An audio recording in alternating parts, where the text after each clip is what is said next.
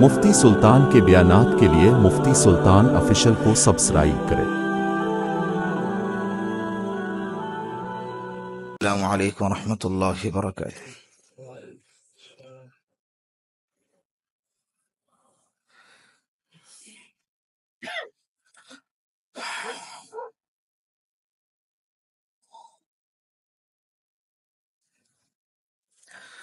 الحمد للہ نحمده ونستعینه ونستغفره ونؤمن به ونتوکل علیہ ونعوذ باللہ من شرور انفسنا ومن سیئات اعمالنا، من يهده الله فلا مضل له ومن يضلله فلا هادي له، ونشهد أن لا إله إلا الله وحده لا شريك له، ونشهد أن سيدنا وسندنا وحبيبنا ومولانا محمدا عبده ورسوله. أما بعد، فقد قال الله تبارك وتعالى في القرآن المجيد والفرقان الحميد: فأعوذ بالله من الشيطان الرجيم، بسم الله الرحمن الرحيم: ولا تهنوا ولا تحزنوا وأنتم الأعلون إن كنتم مؤمنين. وجاء في الحديث وقال النبي صلى الله عليه وسلم: المؤمن القوي خير وأحب إلى الله من المؤمن الضعيف، أو كما قال عليه الصلاة والسلام. صدق الله المولانا العظيم وصدق رسوله النبي الكريم، ونحن على ذلك من الشاهدين والشاكرين والحمد لله رب العالمین۔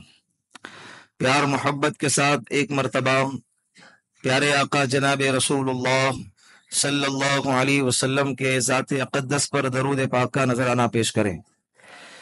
اللہم صلی علی محمد فی اول کلامنا، اللہم صلی علی محمد فی اوسط کلامنا، اللہم صلی علی محمد فی آخر کلامنا۔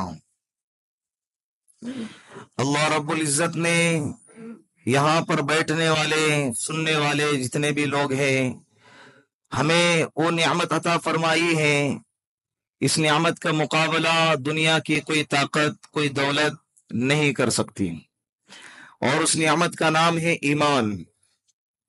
الحمدللہ، ہم اس پر اللہ کا شکر ادا کرتے ہیں، کروڑوں کروڑوں شکر ادا کرتے ہیں، صبح شام روزانہ اللہ کا شکر ادا کرتے ہیں کہ اے اللہ، اس پرفتن دور میں پرفتن ماحول میں تو نے ہم کو اتنی عظیم نعمت اور دولت سے نوازا ہے۔ ہمارے آقا جناب رسول اللہ صلی اللہ علیہ وسلم مبعوث ہوئے مکۃ المکرمہ میں، یہاں سے 9000 کلومیٹر کا فاصلہ ہے۔ 1400 سال پہلے دنیا سے چلے گئے، 1400 سال کا عرصہ گزر گیا اور 9000 کلومیٹر کا فاصلہ دوری پر ہے۔ اس کے باوجود الحمدللہ ثم الحمدللہ، یہ اللہ کی مہربانی اللہ کا کرم رہا کہ اللہ نے ہمیں ایمان دیا ہے، ہمیں فخر ہے، خوشی ہے، شکر ہے کہ ہم مومن ہیں، ہم مسلمان ہیں، اور ہم کوشش کریں گے، ہم ارادہ کرتے ہیں اور ہم اللہ سے مانگتے اور چاہتے بھی یہی ہے کہ اے اللہ ہمارا جینا بھی ایمان پر ہو اور مرنا بھی ایمان پر ہو۔ یہ ہر ایمان والے کی خواہش ہونی چاہیے۔ الاعتبار بالخواتم، خاتمے کا اعتبار ہوتا ہے، تو ایمان مل گیا مطمئن نہیں ہونا ہے، بلکہ اور زیادہ متفکر ہونا ہے، کبھی یہ بچا کے کس طرح سے لے جائے، آخری وقت تک ساتھ میں کیسے رہے، باقی کیسے رہے، بچ کیسے جائے۔ قل ان صلاتی ونسکی ومحیای ومماتی للہ رب العالمین، قرآن ہم سے کہتا ہے کہ تم کہو کہ میرا جینا اور میرا مرنا، میری ساری عبادتیں مالی ہو یا بدنی ہو، ساری عبادتیں کس کے لیے ہیں؟ صرف اللہ کے لیے ہیں، صرف اللہ کے لیے ہے، اور یہی اصل کامیابی کی علامت ہے۔ آج سمجھ میں آئے نہ آئے، لیکن کل تو سمجھ میں ضرور آئیں گا. فمن زحزح عن النار وادخل الجنت فقد فاز. قرآن کہتا ہے جہنم سے بچا لیے گئے اور جنت میں داخل کیے گئے. فقد فاز، فاز کے معنی آتے ہیں کامیاب. فاز کے معنی یہ بندہ ہو گیا کامیاب. یہ کامیابی کا لیبل اسے کہتے ہیں. دنیا کی کامیابی اصل کامیابی نہیں ہے. دنیا کا مل جانا اصل کامیابی کی علامت نہیں ہے. یہ تو دنیا کی کامیابی یہ وقتی ہے، یہ عارضی ہے، یہ فنا ہے، فانی کامیابی ہے. یہاں کی خوشی کو نہ بقا ہے، نہ یہاں کی جوانی کو بقا ہے، نہ یہاں کی زندگی کو بقا ہے، نہ یہاں کی صحت کو بقا ہے. یہاں کی صحت بھی فانی، یہاں کی جوانی بھی فانی، یہاں کی زندگی بھی فانی، یہاں کی مالداری بھی فانی، یہاں کی خوشی بھی فانی ہے. کل من علیہا فان ویبقا وجہ ربک ذو الجلال والاکرام. قرآن کہتا ہے کہ جو بھی دنیا میں آتا ہے سب کو فنا ہونا یہ مقدر ہے، اور جو ذات باقی رہنے والی ہے وہ کون ہے؟ بولو اللہ ہے، صرف اللہ ہے. اللہ نے ہم کو بنایا، اللہ نے ہم کو پیدا کیا، اللہ نے ہم کو جلایا، اللہ ہم کو جلاتے ہیں، اور اللہ ہی ہم کو موت دیں گا. اس پر ہمارا یقین ہے. اور مرنے کے بعد اللہ ہی ہم کو دوبارہ اٹھائیں گے، اور اللہ ہی کے سامنے اللہ کھڑا کریں گے، اور اس کے بعد جنت اور جہنم کا فیصلہ بھی اللہ ہی کریں گے.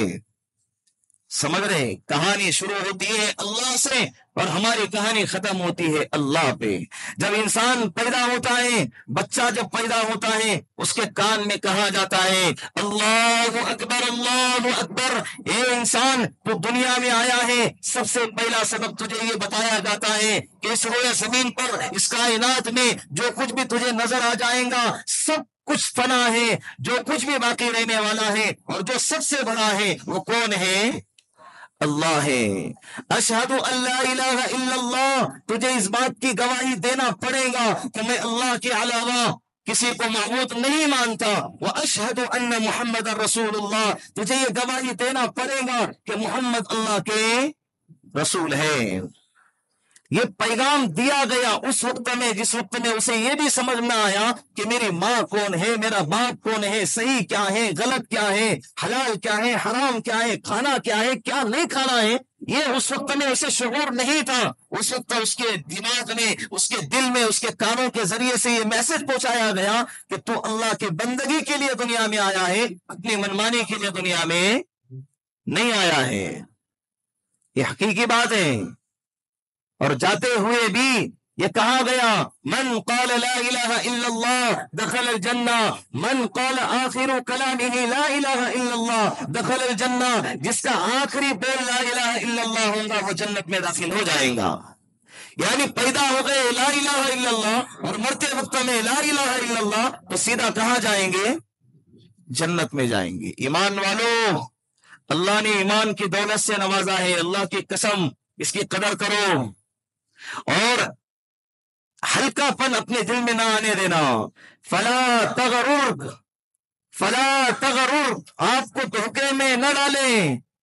تقلبہم فی البلاد، یہ کافروں کے ارد گرد پھرنا اور ایک شہر سے دوسرے شہر میں چکر لگانا اور ان کا اس طرح سے دمدمانا، چمکنا اور دنیا کے سامنے واویلا کرنا اور دنیا کے سامنے شوشہ کرنا، یہ آپ لوگوں کو دھوکے میں نہ ڈالے. قرآن کہتا ہے کیا زبردست بات، کیا زبردست بات. گزشتہ دنوں میں مسلمانوں کے دلوں کی کیفیت مستحل تھی، تذبذب والی تھی. کچھ ایمان والے جمے رہے، کچھ ایمان والے پھسل گئے، کچھ ایمان والے بہک گئے. اور یہ ہوگا قیامت سے پہلے. اللہ کے رسول نے فرمایا نا، دجال جب آئے گا تو بڑی تعداد اپنے ساتھ شامل کریں گا. جو ایمان والے ہوں گے اس کے سب میں شامل نہیں ہوں گے. کئی جمعہ سے ہمارا اس پر تذکرہ ہو چکا ہے، دجال اور قیامت کی علامتیں وغیرہ وغیرہ. تو آپ یہ مطمئن ہو کر نہ بیٹھنا کہ بھائی آدھار کارڈ پہ میرا نام عبد الرحیم ہے تو میں دجال کے سب میں شامل نہیں ہوں گا. آدھار کارڈ پہ میرا نام مسلمان لکھا ہوا ہے، مذہب لکھتے ہیں نا، مسلمان لکھا ہوا ہے تو میں شامل فتنے میں مبتلا نہیں ہوں گا، اس سے مطمئن نہ ہونا۔ کل قیامت کے دن ایمان والوں کا فیصلہ، کامیابی اور ناکامی کا فیصلہ آدھار کارڈ اور پین کارڈ اور پاسپورٹ دیکھ کر نہیں کیا جائے گا، اس کی زندگی بھر کے اعمال کو دیکھ کر کیا جائے گا۔ یہ پکی بات ہے۔ لاؤ تمہارا آدھار کارڈ، یہاں چلتا ہے، وہاں نہیں، وہاں بالکل نہیں۔ روز روشن کی طرح انسان کی ساری زندگی اس کے سامنے کھول کے رکھ دی جائیں گی۔ اس پل یہ تو نے کیا، یہ سوچا، یہ خیال تیرے دل میں آیا، اس کے سامنے کھول کے رکھ دیا۔ فَمَن يَعْمَلْ مِثْقَالَ ذَرَّةٍ خَيْرًا يَرَى وَمَن يَعْمَلْ مِثْقَالَ ذَرَّةٍ شَرًّا يَرَى۔ رتی برابر بھی اگر نیکی کی ہے وہ دیکھے گا، رتی برابر بھی اگر اس نے گناہ کیا ہے وہ بھی دیکھیں گا۔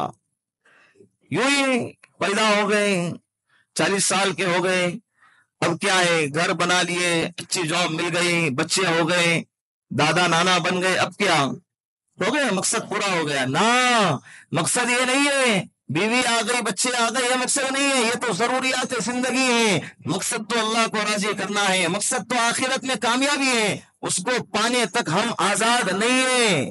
آزاد تو ہم جنت میں ہیں، آزاد تو ہم کہاں ہیں؟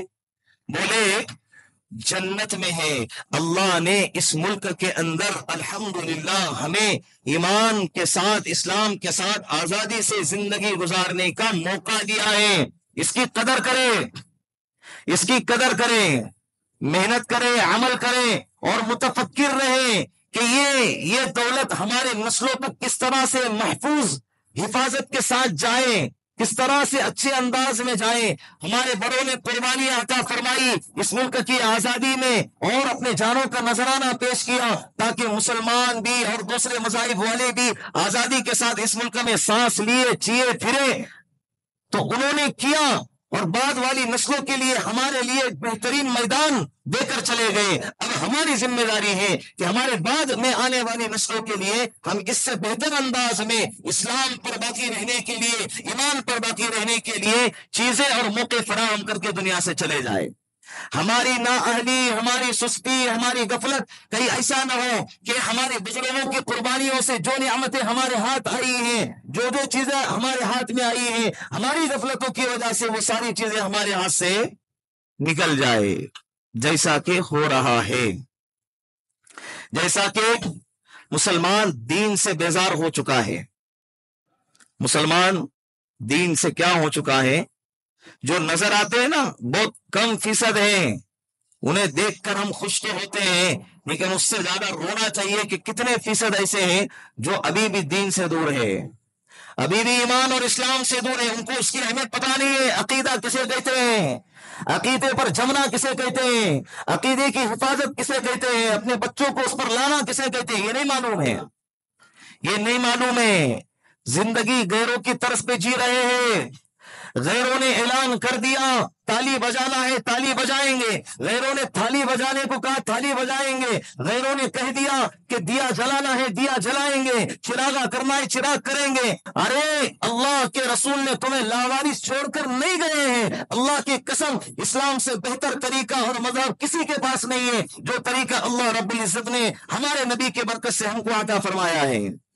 ہمیں کسی اور کی گائیڈ لائن کی ضرورت نہیں ہے، قرآن سب سے بہترین رہبر اور رہنما ہے اور قیامت تک کے آنے والوں کے لیے رہنمائی اور رہبری کرتا رہے گا۔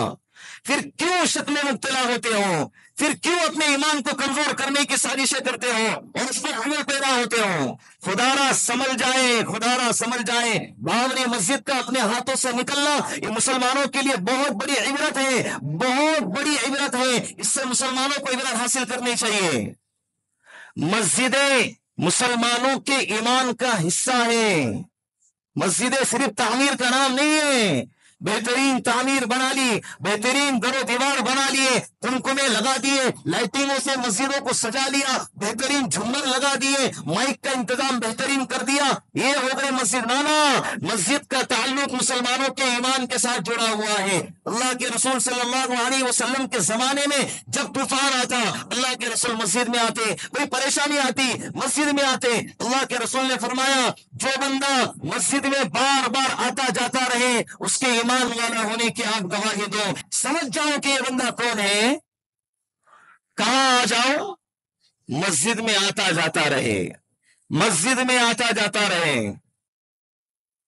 آج تو ایسا ہو گیا ہے ماحول کہ کتنے ایسے چہرے اس مجمع میں بھی بیٹھے ہیں، اللہ مجھے معاف فرمائے، میں آپ سے معافی کی درخواست کرتا ہوں کہ کتنے ایسے چہرے ہیں جو ہفتے میں ایک دفعہ نظر آتے ہیں، جو کسی جنازے پر نظر آتے ہیں، جو کبھی عیدین کے موقع پر نظر آتے ہیں، لیکن ان 3 موقعوں کے علاوہ یہ چہرے ایسے غائب ہو جاتے ہیں جیسے گویا کہ ملک الموت ان کو تلاش کر رہی ہے۔ مسجدیں آباد کرو اللہ کے واسطے۔ سب سے پہلے مسجدوں کو مسلمانوں نے ویران کیا، بعد میں جا کے دشمنان اسلام نے مسجدوں کو برباد کیا ہے۔ مسلمانوں کی ویرانی مسجد کی وجہ سے لوگوں کی ہمت بڑھ گئی اس کو برباد کرنے کے لیے۔ آج بھی 15 سے 20% ہندوستان کے مساجد ایسے ہیں جس پر تالے لگے ہوئے ہیں، کیا لگے ہوئے ہیں، اور 40 سے 50% مسجدیں ایسی ہیں جو غیر آباد ہیں، تالے تو نہیں لگے ہیں، کھلی ہیں مسجدیں، لیکن اس میں کبھی مغرب کی نماز ہو رہی ہے، کبھی ظہر کی نماز ہو رہی ہے، 5 وقت کی نمازیں نہیں ہو رہی ہیں، یا 5 وقت کی نمازیں اگر ہوتی بھی ہیں تو 4 سے 5 مصلی ہیں۔ اور کئی دیہاتوں کے مساجدوں کا حال یہ ہے کہ اذان دینے والا بھی ایک، نماز پڑھنے والا بھی ایک، پڑھانے والا بھی ایک، مقتدی بھی ایک، اور اس کے پیچھے مسبوق بھی ایک، سب کچھ وہی کرنے والا ہے۔ تو ایسی مسجدیں آبادی کی دعا کریں گی کہ بربادی کے لیے بددعا کریں گی۔ اللہ کے رسول نے فرمایا، اے اللہ تو اس شخص کو آباد فرما جس نے مجھے آباد کیا، اور اس شخص کو ویران فرما اسے برباد فرما جس نے مجھے ویران کیا ہے۔ اور مسجدوں کی دعائیں قبول ہوتی ہیں۔ مسجدوں میں آنا کہاں جائیں گے، کہاں جائیں گے؟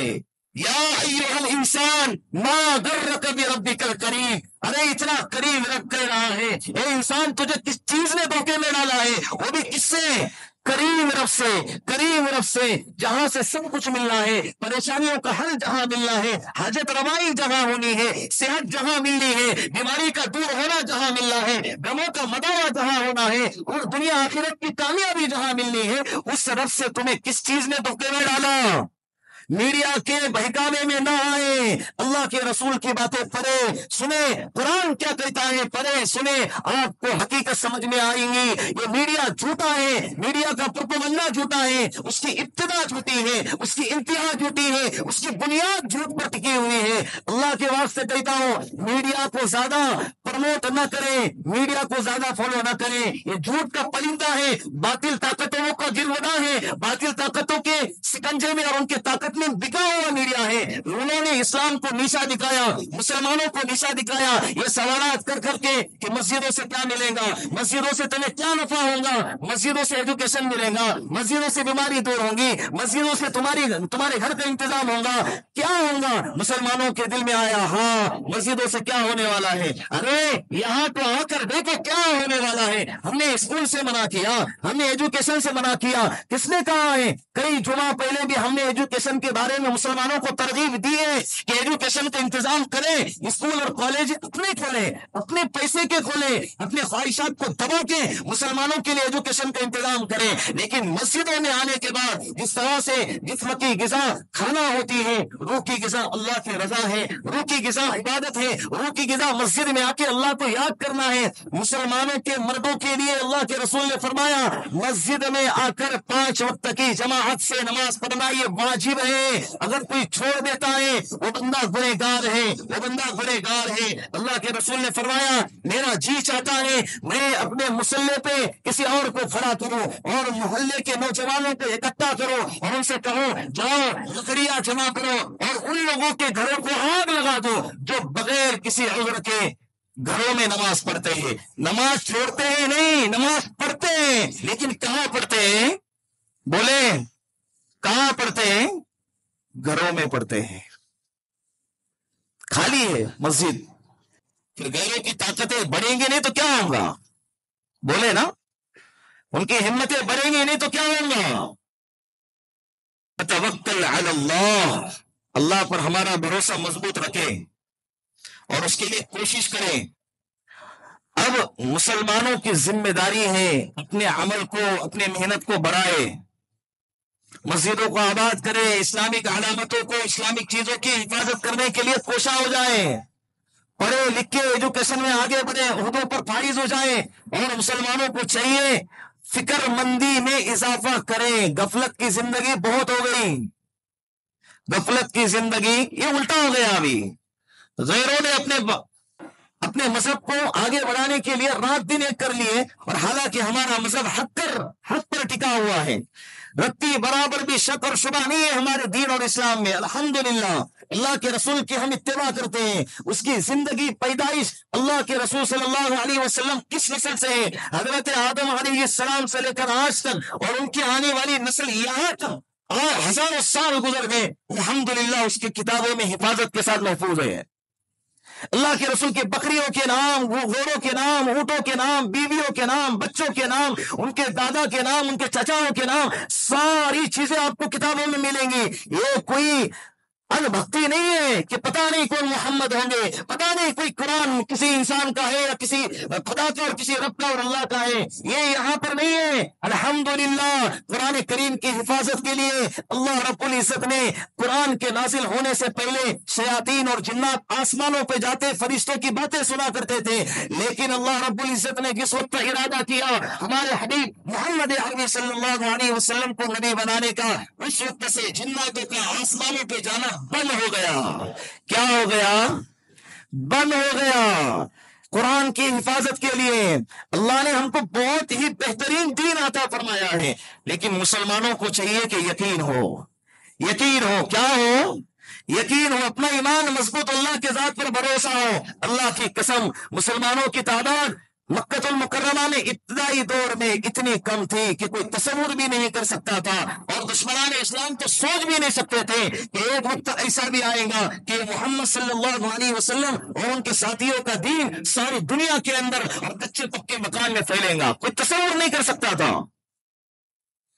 اور حالات ایسے کہ پتہ چلتا کہ فلاں مسلمان ہو گیا, اور ان پر تکلیفوں کی بارشیں کر دیتے, ظلم کا پہاڑ ان کے اوپر توڑ دیتے, چاہے غلام ہو, مالدار ہو, غریب ہو, مرد ہو, عورت ہو, طرح طرح کی تکلیفیں ان کو پہنچائی جاتی.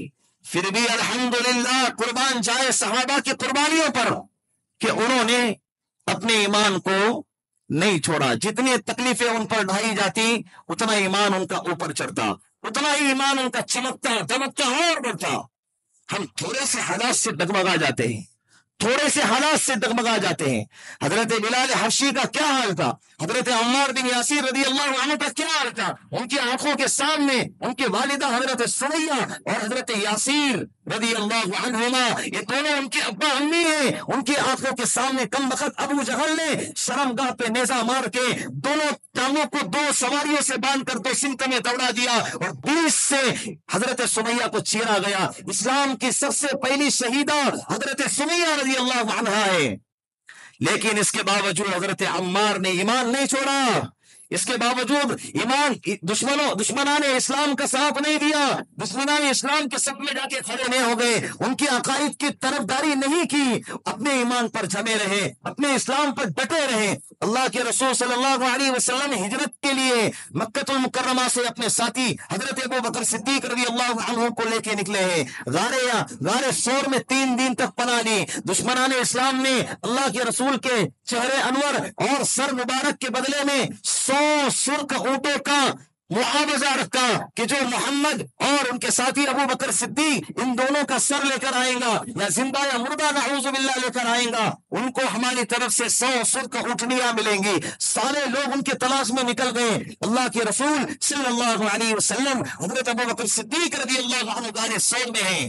دشمنان اسلام غار سور کے دہانے تک آئے. حضرت ابو بکر صدیق کہنے لگے, یا رسول اللہ, دشمن تو ہمارے غار کے منہ پر آ رہے ہیں, اگر وہ اپنے قدموں کو دیکھ لے تو ہم نظر آ جائیں. اللہ کے رسول نے جو جملہ دیا, جو جملہ فرمایا, وہ جملہ کسی نبی کے شان کے مطابق ہی ہوتا ہے, اور وہ ہمارے نبی ہی وہ جملہ کہہ سکتے ہیں. اللہ کے رسول نے فرمایا, اے ابو بکر, لا تحزن ان اللہ معنا, لا تحزن ان اللہ معنا. اے ابو بکر ڈرو نہیں, یہ ابو بکر غم نہ کرنا, اللہ ہمارے ساتھ ہے, اللہ ہمارے ساتھ ہے. ہمارے ساتھ نہیں ہے. قرآن میں اللہ نے دوسری جگہ فرمایا, لا تخافا اننی معکما اسمع و ارا.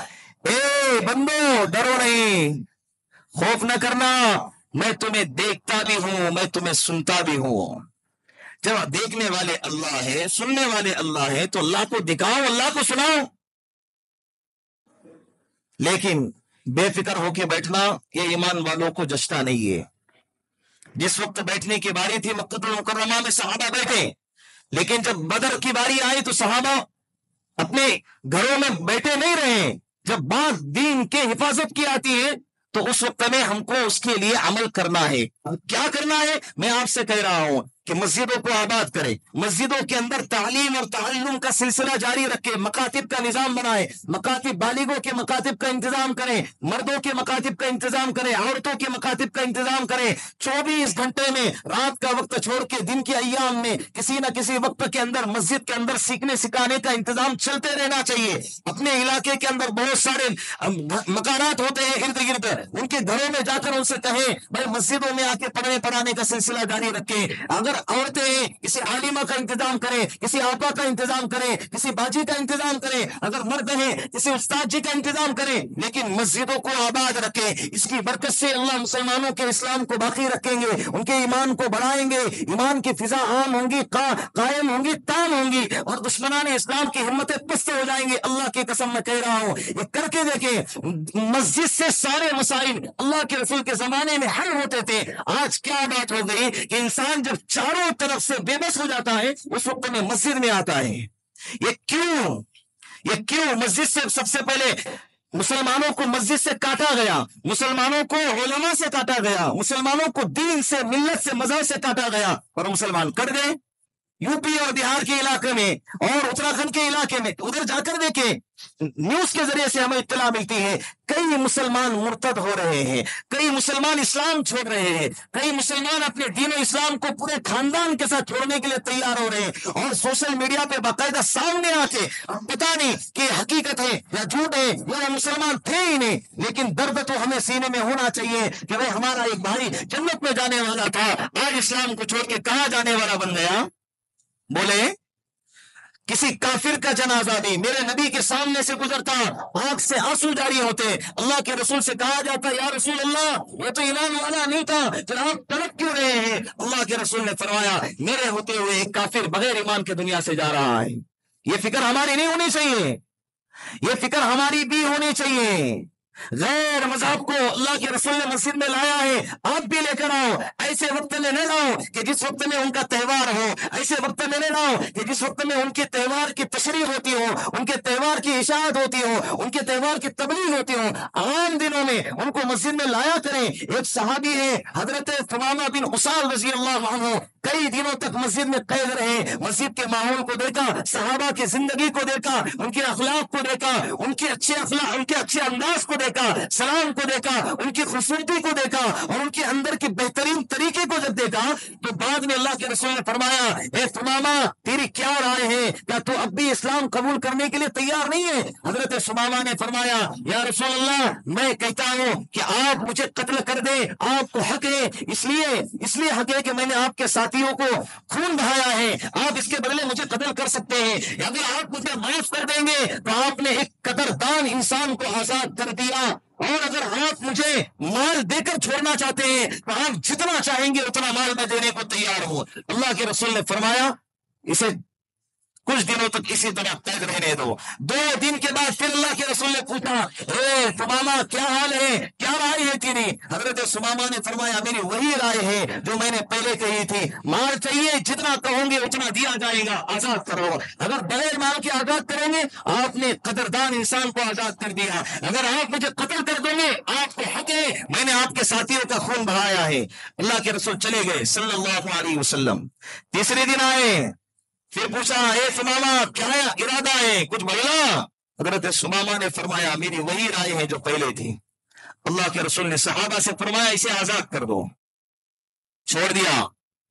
مدینے کے قریب ایک نخلستان تھا، اپنے سواری کو وہاں پر باندھا، اچھی طرح غسل کیا، سواری پر سوار ہو گئے، پھر مسجد میں آئے اور فرمایا یا رسول اللہ اور اللہ کے رسول کے صحابیوں تم گواہ رہنا، میں کلمہ پڑھتا ہوں اشہد ان لا الہ الا اللہ و اشہد ان محمد رسول اللہ صلی اللہ علیہ وسلم۔ مسجد کے ماحول کو دیکھ کر حضرت ثمامہ نے کلمہ پڑھا، وہ ایک قبیلے کے سردار تھے، ایک علاقے کے سردار تھے، مسجد کا ماحول انہیں بتائے، آنے دے، استقبال کریں، مرحباً بأہلی و مرحباً بأہلی، ان کو اچھے انداز میں ان کا استقبال کریں۔ لیکن میں آپ سے کہتا ہوں، کسی کفر میں شرکت کرنا اور کسی کفر کی تائید کرنا اور ان کے ساتھ میں خوشی کا اظہار کرنا، یہ بھی کفر کی علامت ہے، یہ بھی ناجائز اور حرام ہے۔ تم کسی کے کفر میں، ہم جس طرح سے کہتے ہیں نا ہیپی دیوالی کہنا جائز نہیں ہے۔ کیوں جائز نہیں ہے؟ اس لیے کہ غیروں کے اکثر و بیشتر تہوار یہ کفر اور شرک پر مبنی ہوتے ہیں، اور ان کے تہوار میں کہنا کہ تم خوش رہو،